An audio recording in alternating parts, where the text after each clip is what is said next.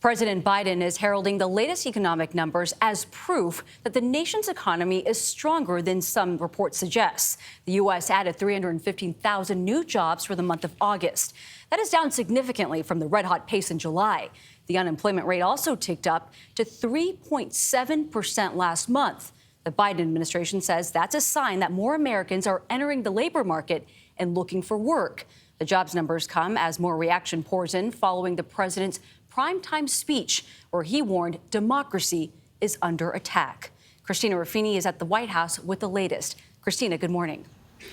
Good morning. President Biden did address those economic numbers at the top of an event yesterday. He said they are proof that the great American jobs machine continues its comeback. But at the end of the event, the questions reporters shouted were about that speech he gave in Philadelphia. Let's take a listen to his response.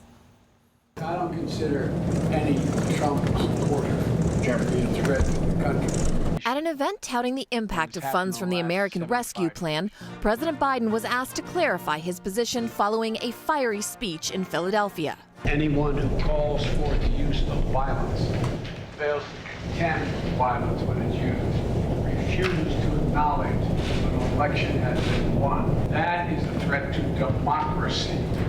Democracy. And everything we stand for. Vote!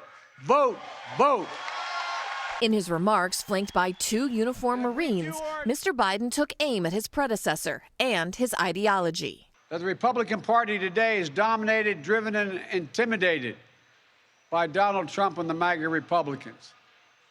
And that is a threat to this country. I'm very disappointed that the president would call people who don't agree with him those kind of names. Republicans criticized the speech for being political and divisive. Senator Tim Scott from South Carolina tweeted that was a campaign speech under the guise of a presidential address. This was not a political speech. The White House Friday defended the remarks, as well as the use of active duty members of the U.S. military.